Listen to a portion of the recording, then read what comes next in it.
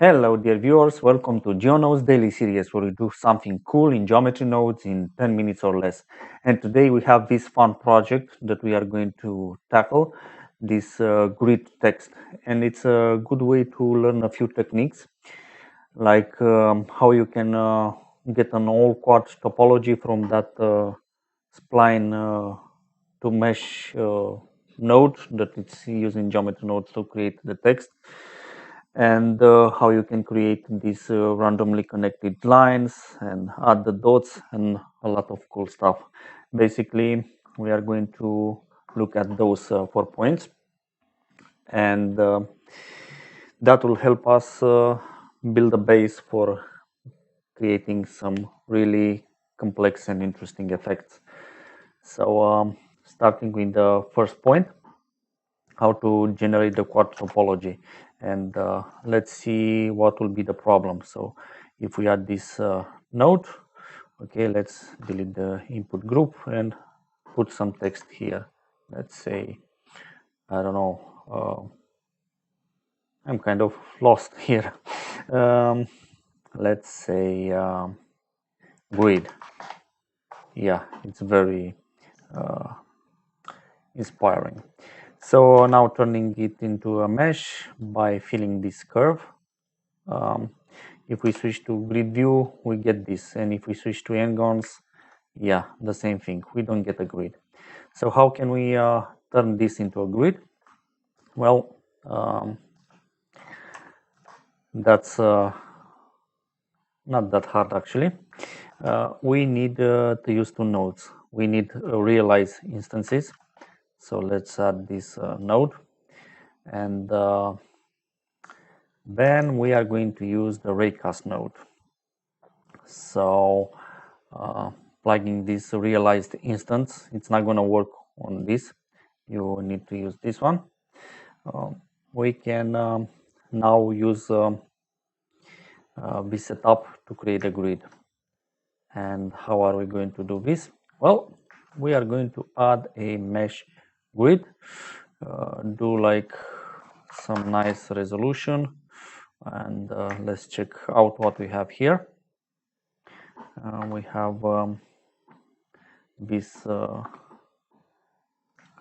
grid here that is really dense, and basically that's what we need to have this really dense mess.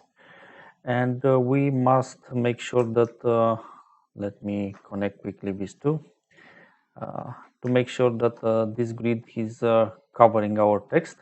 So let's make it like 3 by 3, something like this, and then use a geometry set position to make sure that it's covering our text, something like this. Now our text is covered by the grid. Doesn't have to be precise. We are not going to see this anyway.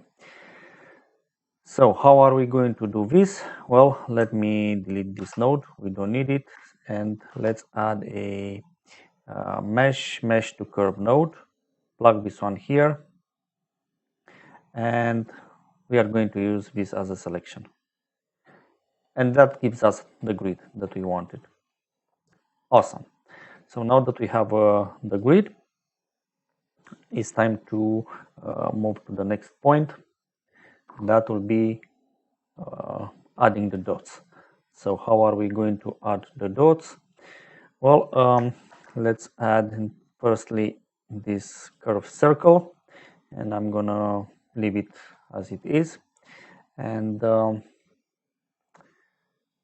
let me decrease the resolution of this grid for the sake of speed on this tutorial. So to let my machine breathe a little bit, we are going to save this first and turn this into a mesh. So let's take a curve to mesh text node, and we are going to plug this into the profile. This is going to be our profile, and our curve is this one. And let's see what we get. if we plug this one here and switch from this mode, let's make this one like a lot smaller, something like this. And now we're going to use a trim curve because we don't want to see everything here. We basically want to see only the starting points, and we get this by checking the fill caps. This will be our dots, and now we can just merge these two together. So let's do a geometry, join geometry, plug this one here, add the original grid, and now we can see the dots here, and we can make it like a little bit bigger, something like this. And also we will want to elevate them a little bit so that they will not intersect with the geometry underneath. And now we can create the lines here. We are going to take this setup, Shift D to duplicate, take this one here, plug this one here, disconnect this one. We don't want to have the fill caps for this one, and we are going to need a profile, and for this let's use a line and connect this line here. And for this line I'm gonna do something. Okay, let me put it on the X location and do like minus 0.003 and 0.003 for this one, and cancel this one. Great. And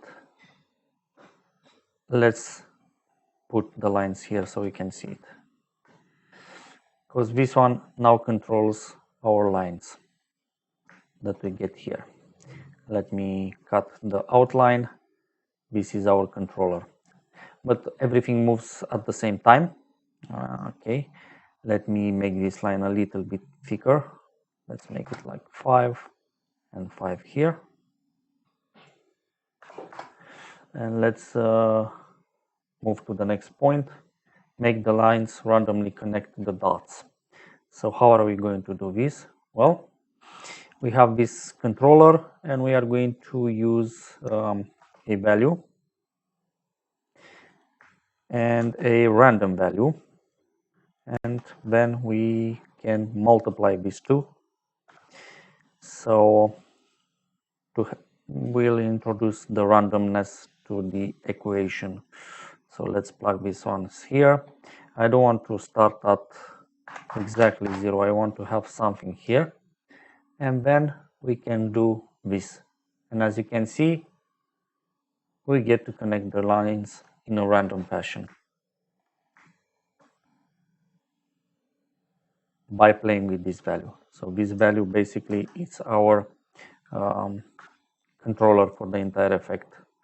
Let me give it a different color. This is the one that controls the entire effect.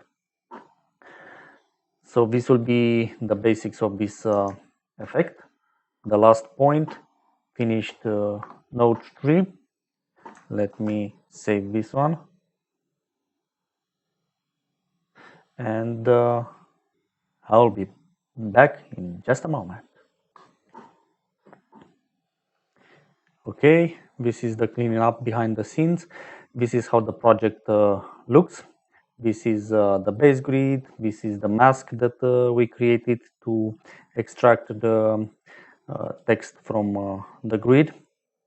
And what I did extra, apart from cleaning this, so you can see it better, I built a UV map for the mesh, the dots, and also for the lines.